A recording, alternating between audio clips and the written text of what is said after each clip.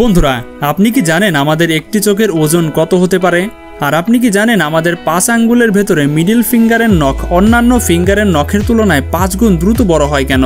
আর আপনি কি এটা জানেন একজন সুস্থ মানুষ দিনে 22,000-এরও বেশি শ্বাস প্রশ্বাস নেয়? আর যে সকল মানুষ ইনসোমিয়া অর্থাৎ ঘুম না হবার সমস্যায় ভুগছেন তাদের ঘ্রাণ শক্তি 30% কমে যায়।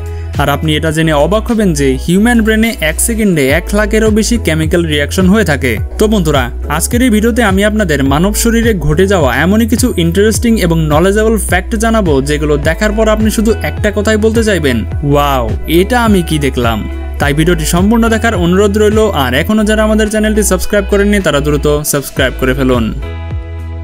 আপনি একটু ভাবুন যে আপনি কোনো হরর মুভি দেখছেন, তখন আপনার কেমন লাগে?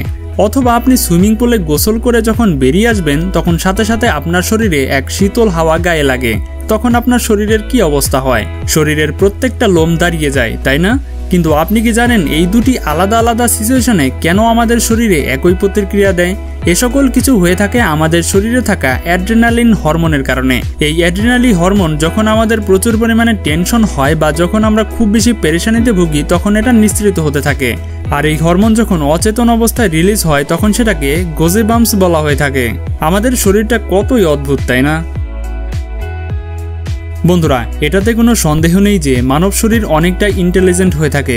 যদি আমরা হিউম্যান বডিকে সুপার কম্পিউটার বলি তাতে কোনো ভুল হবে বলে আমার মনে হয় না। আমাদের শরীরের যদি কোনো কিছু ঠিকঠাক মতো না চলে সাথে সাথে সেটা সিগন্যাল দেওয়া শুরু করে দেয়। যদি শরীরের ভেতরে কোনো ভয়ঙ্কর রোগ থাকে তাহলেও এর প্রতিক্রিয়ার সাথে সাথেই আমরা দেখতে পাই। তেমনইভাবে আপনি অনেক লোকের হাতের আঙ্গুলে একটা জিনিস লক্ষ্য করবেন যে তার আঙ্গুলের নখে একটা বা তার বেশি হোয়াইট ডোর রয়েছে। কিন্তু আপনি কি জানেন এই নখে থাকা হোয়াইট ডোর আসলে কিসের সংকেত দেয়? আসলে এই হোয়াইট ডোর এটাই প্রমাণ করে যে আপনার শরীরে আয়রন, ক্যালসিয়াম এবং ভিটামিনের প্রচুর অভাব রয়েছে।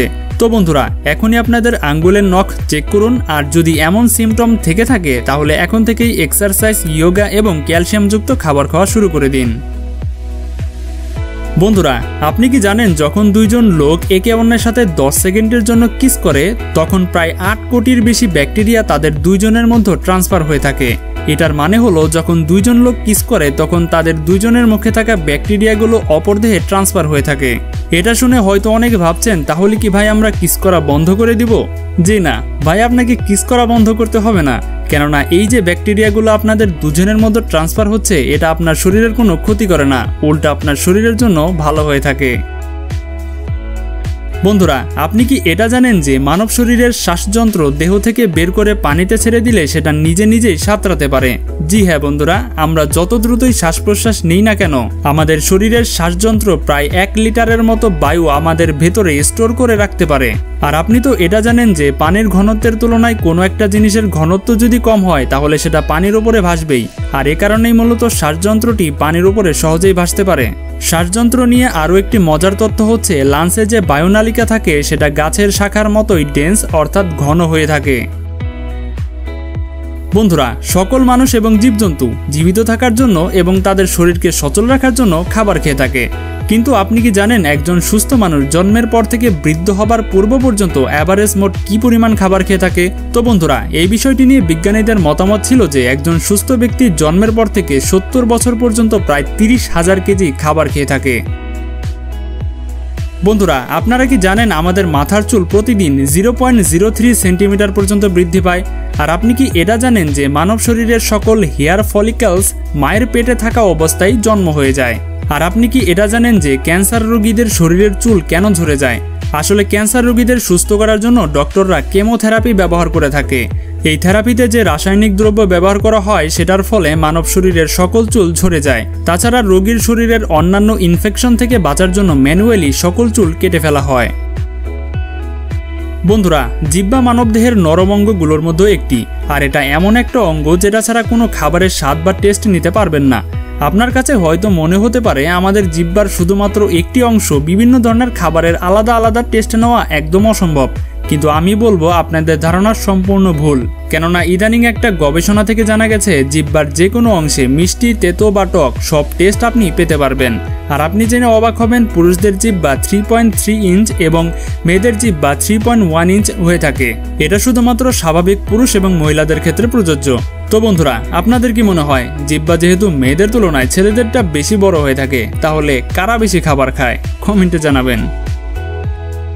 বন্ধুরা, আপনারা এই বিষয়টি সম্পর্কে জানেন যে আমাদের দেহের 73% পার্টস পানি দ্বারা প্রভাবিত হয়।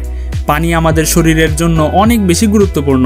তাহলে এখানে ফ্যাক্ট হচ্ছে, আপনার শরীরের পানির অভাব আপনার ওজনের 1% সমান হয় তখন আপনার পিপাসা পায়, আর যখন এই অভাবটা 10%-এর মধ্যে চলে যায় তখন আপনার মৃত্যু পর্যন্ত হতে পারে। সহজ ভাষায় যদি বলতে যাই, তাহলে যদি আপনার শরীরের ওজন 50 কেজি হয়, তাহলে আপনার শরীরের 4 থেকে 5 লিটার পানির অভাব হলেই আপনার প্রচুর পরিমাণে পানি পিপাসা পাবে। এর জন্যই আপনাদের প্রতিদিন নির্দিষ্ট পরিমাণে পানি পান করা উচিত, কেননা পানির স্বল্পতা আপনার শরীরের বিভিন্ন ধরনের রোগ সৃষ্টি করে। বন্ধুরা, আপনারা সবাই এই বিষয়টি তো একবার না একবার লক্ষ্য করেছেন যে দীর্ঘ সময় ধরে যখন আপনি পানিতে গোসল করেন তখন আপনার হাত এবং পায়ের আঙ্গুলগুলো এরকম ভাঁজ পড়ে যায়। কিন্তু আপনি কি কখনো কল্পনা করেছেন যে এটা আসলে কেন হয়? এটা কি আমাদের শরীরের জন্য ভালো নাকি খারাপ? ইউকে এর একদল সায়েন্টিস্ট এটার উপরে গবেষণা চালিয়েছে, আর গবেষণা করে তারা এটা জানতে পেরেছে যে হাতের আঙ্গুলের এই ভাঁজগুলো আমাদের শরীরের ইমিউনিটি বাড়াতে সাহায্য করে, আর এই ভাঁজগুলো আমাদের শরীরের জন্য অনেক উপকারী। তারপর এই ভাঁজগুলো দীর্ঘ সময় ধরে পানিতে থাকার ফলে আমাদের হাত এবং পা ঠিকঠাক কোথাও যেন পিছলে না যায়, এর জন্য এরকম ভাঁজ হয়ে থাকে। এই ভাঁজগুলো যে কোনো ভেজা বস্তু ধরতে সাহায্য করে থাকে।